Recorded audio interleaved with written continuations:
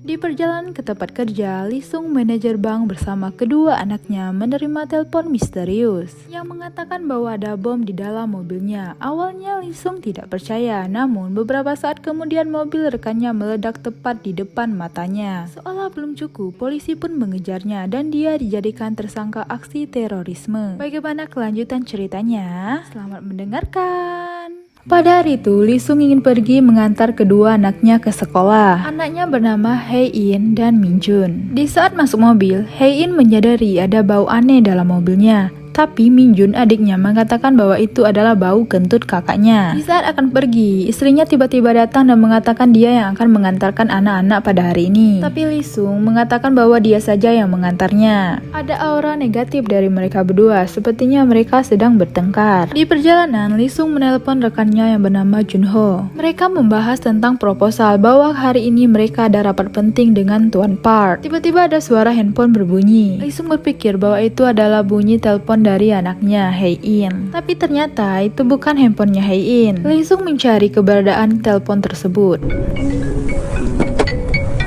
Telepon itu berada di laci dashboard depan. Lee Sung menanyakan ke Hae In apakah ini telepon milik ibunya. Hae In pun menjawab bahwa itu bukan telepon ibunya. Lee Sung pun mengangkat telepon tersebut dan ada suara pria yang menanyakan, "Apakah Anda puas dengan mobilnya? Aku ingin memberitahu sesuatu hal yang sangat penting." Tapi Lee Sung langsung menutup teleponnya. Lee Sung salfok sama wallpaper handphone tersebut dan hampir menabrak pengendara sepeda. Lee Sung bertanya kepada anaknya itu foto kapan, dan ternyata itu adalah foto tahun lalu di Pulau Jeju saat ayahnya tidak ikut liburan. Lee Sung ini sibuk bekerja dan kurang ada waktu untuk anak-anaknya. Telepon pun berdering lagi dan Lee Sung pun mengangkatnya. Si penelpon pun memberitahu, "Apakah ini Lee Sung, manajer cabang Bank Baron? Sekarang ada bom di mobil Anda dan akan meledak jika Anda turun dari mobil." Tentu saja Lee Sung tidak percaya dan dia langsung mematikan telepon tersebut. Lee Sung pun berhenti di pengisian bensin. Di saat ingin turun, si peneror ini menelpon lagi. "Ada bau di dalam mobil, bukankah itu aneh? Anda biasanya sangat menyukai mobil, Anda tidak melewatkannya, bukan?" Lee Sung yang mendengar itu pun langsung menutup pintu mobilnya. "Sekarang Anda duduk di atas bom, remote ada di tangan saya. GPS sedang digunakan untuk melacak lokasi Anda. Jangan coba-coba memainkan trik apapun." Si peneror mendengar suara anak-anak di dalam mobil. "Wah, ternyata ada anak-anak. Sayang sekali anak-anak yang lucu tidak bisa keluar hidup-hidup. Jika Anda tidak percaya, silakan keluar dari mobil sekarang." Tiba-tiba ada orang dari luar mengetuk kaca jendela mobil bahwa antrian bensin sudah panjang. Lee Sung meminta tolong ke pemuda tersebut untuk diisikan bensin, tapi dia menolak karena itu harus diisi sendiri. Beda kayak di Indo ya guys. Kalau di Indo pegawainya yang isiin. Lee Sung memberikan tip ke pemuda itu dan pemuda itu pun akhirnya mengisikan bensin Lee Sung. Lee Sung menanyakan ke si peneror, "Siapa kamu dan apa maumu?" Peneror bilang, "Sepertinya kita harus membangun kepercayaan terlebih dahulu. Periksalah apa yang ada di bawah jok mobilmu." Lee Sung pun memeriksanya dan ternyata benar ada sesuatu di sana. "Itu adalah bom rakitan sendiri. Saya bukanlah pembohong." Lee Sung pun menjawab, "Jadi apa yang kau mau?" "Saya meminta uang tunai 960 juta won dan 1,7 miliar lagi transfer ke rekening saya. Dan jika tidak, saya terpaksa harus meledakkan bom." Hae In memberitahu ayahnya bahwa sekolah adiknya sudah terlewat. Di saat Min Jun In keluar dari mobil, ayahnya melarangnya. Tentu saja Hae In pun heran dan bertanya kepada ayahnya. "Kenapa?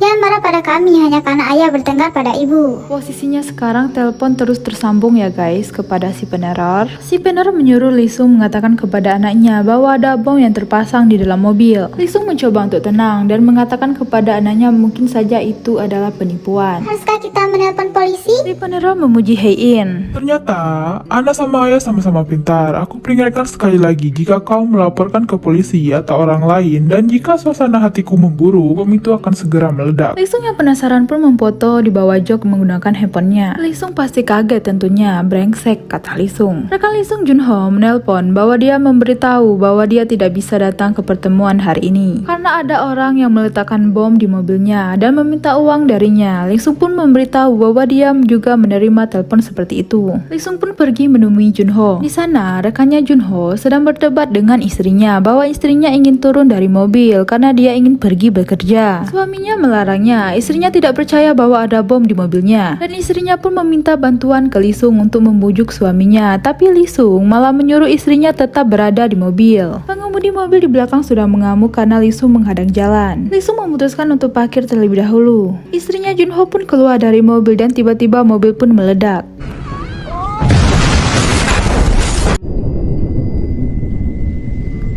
Percikan bom menembus kaca depan mobil dan melukai kakinya Minjun. Hei-in yang melihat itu pun langsung panik. Minjun pun menangis kesakitan.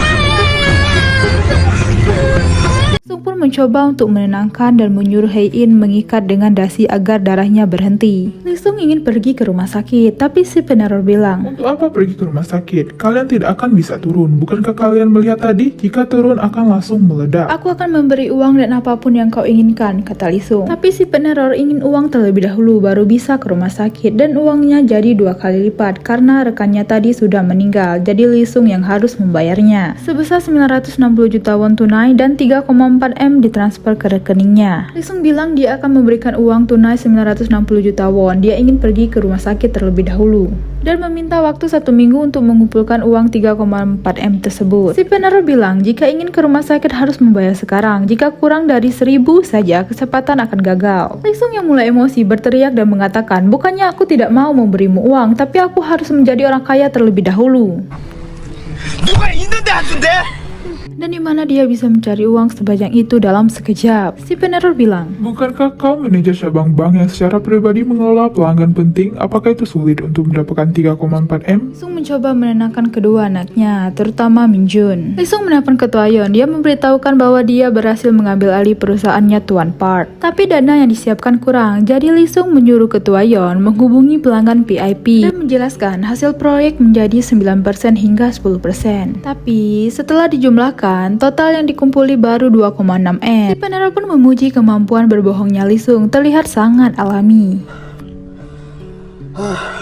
Hei-in yang melihat ayahnya hanya bisa diam karena dia tidak bisa membantu apa-apa. Lisung mencoba menelpon Nyonya Zhang. Sepertinya dia juga pelanggan dari perusahaannya. Dia memberitahu bahwa ada investasi yang menjamin keuntungan 10%. Tentu saja Nyonya Zhang mau karena dia baru saja menjual tanah seharga 1 miliar. Lisung meminta untuk diberikan kepadanya, tapi Nyonya Zhang ini tidak mau jika hanya diputuskan lewat telepon. Jadi Lisung memberitahu bahwa Ketua Yon yang akan menjelaskan lebih rinci kepada Nyonya Zhang. Karena pengumpulan uang tidak lancar, jadi si peneror meminta uang tunai terlebih dahulu. Karena Lisung tidak bisa keluar dari mobil, jadi si peneror bilang untuk memberitahu istrinya Lisung. Mendengar kata istri, Lisung sedikit berat hati karena selama ini dia sedang bertengkar dengan istrinya. Di sisi lain, polisi sedang menyelidiki kasus mobil yang meledak tersebut. Polisi curiga kepada mobil Lisung karena sebelum meledak terlihat di CCTV Lisung sedang berdebat dengan rekannya itu. Lisung menelpon istrinya dan memberitahu situasi saat ini, tapi istrinya ingin menelpon polisi. Tentu saja Lisung melarangnya. "Kita akan menyelesaikannya dengan uang," kata Lisung. Istrinya pergi mengambil uang dan disusuli dengan Lisung. Tapi istrinya malah ditemani oleh temannya. Si peneror tahu dan mengatakan kepada Lisung jangan sampai memainkan trik apapun. Lisung pun mengatakan kepada istrinya jangan beritahu siapapun, dan jika pihak bank menanyakan kenapa menarik uang tunai sebanyak itu, jangan sampai beritahu apapun. Tapi teman istrinya malah mendekati mobil. Hei-in dan Lisung memberi syarat untuk pergi, tapi si peneror langsung menyuruh mereka pergi dari sana sekarang.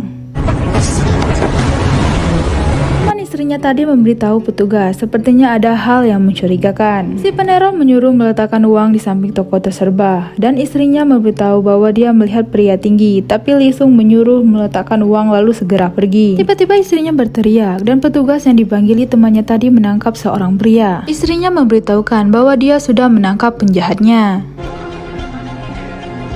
Lisung sedikit lega dan dia menunggu peneror berbicara dan tidak ada suara. Tapi tiba-tiba si peneror bilang beritahu polisi bahwa akan ada ledakan. Lisung berpikir mobilnya yang akan meledak dan dia memberitahu istrinya bahwa dia salah menangkap orang. Si peneror menghitung mundur. Lisung dan anaknya sudah pasrah. 3, 2, 1. Ternyata yang meledak adalah tokonya. Lisung langsung menelpon istrinya, tapi istrinya baik-baik saja. Si peneror bilang, sayang Sekali, Anda beruntung karena bertemu istri Anda sebelum Anda meninggal. Lisung mengatakan jangan sakiti istrinya, tapi karena istrinya berulah, kesepakatan pergi ke rumah sakit gagal.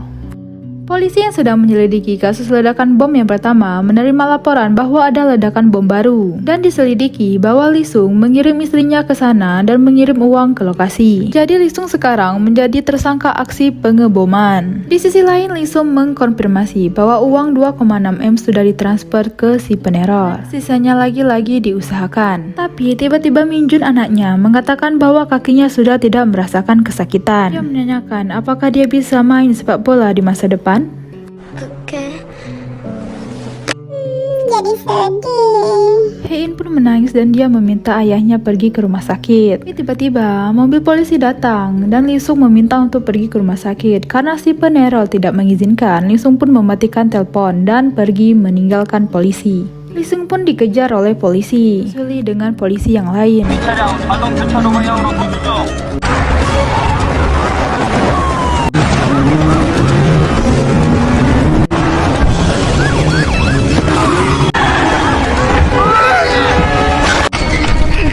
알백 12년 해운대 병원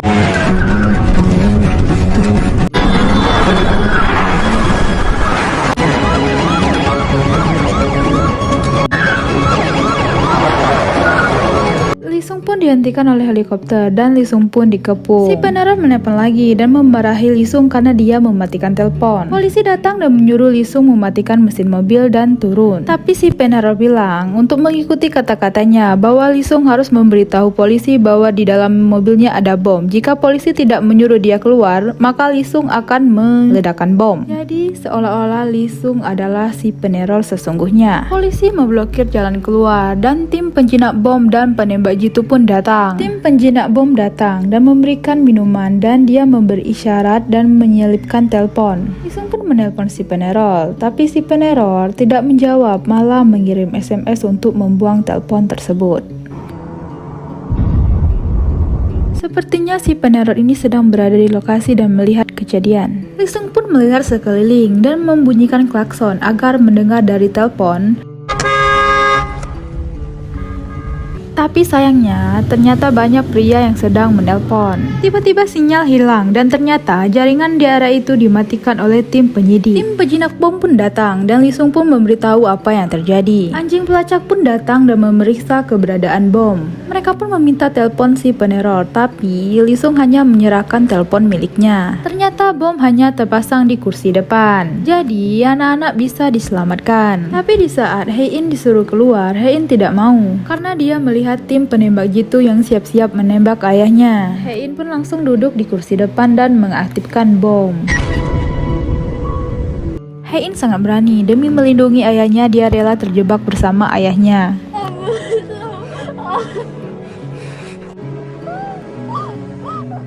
Tim penjinak bom marah kepada ketua polisi karena memprovokasi mereka dengan penembak jitu. Dan ketua polisi pun mengatakan bahwa dia tidak percaya kepada Lisung karena di handphonenya tidak ada panggilan dari nomor asing. Tiba-tiba ada orang yang mengaku sebagai adiknya Lisung. Dia ingin mencoba berbicara dengan Lisung untuk menghentikan aksi pengeboman ini. Dan ternyata guys, si opa yang ganteng ini adalah si peneror tersebut. Mereka berdua pun berdebat dan ternyata 6 tahun lalu si peneror ini pernah berinvestasi di perusahaannya Lisung. Dan sekarang dia ingin membalas dendam. Si peneror menyandra Hein dan dia memberitahu waktu bom akan meledak. Dan Lisung pun disuruh kabur dan menyelesaikan sisa uang yang belum dibayar. Hein pun disuruh tutup mulut, jika tidak ayahnya akan mati. Si peneror bilang kepada polisi bahwa kakaknya Lisung akan melepaskan anaknya. Lisung sudah masuk berita bahwa dia adalah tersangka aksi pengeboman. Demi menyelamatkan anaknya, Lisung pun kabur dan polisi pun menembaknya.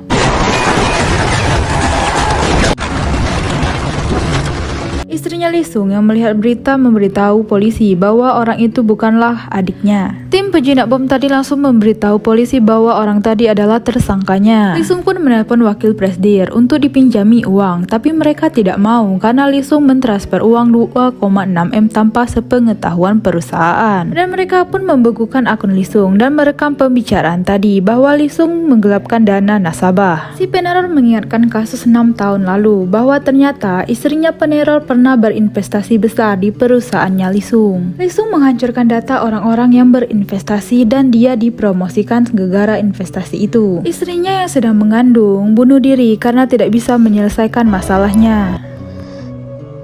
Si peneror terjerat hutang selama hidupnya dan dia berhutang ke bank untuk membayar hutang-hutangnya dan sekarang dia digugat di pengadilan. Si peneror mentransfer uang yang didapatnya dari Lisung ke rekening-rekening korban akibat investasi 6 tahun lalu. Jadi sedih, kasihan sekali hidupnya Opa.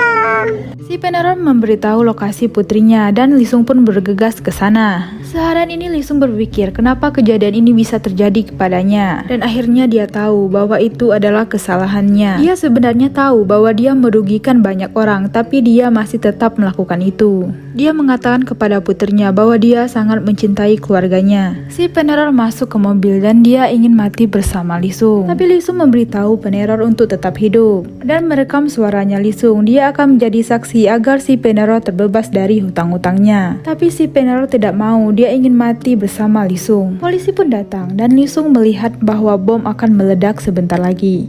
Dan Lisung pun mengendarai mobilnya dan masuk ke laut.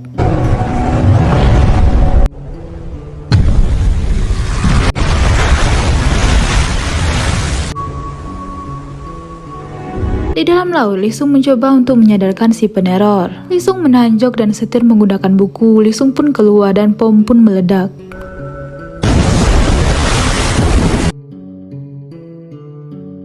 Seperti tidak adil, tertipu, dan harus menanggung semuanya.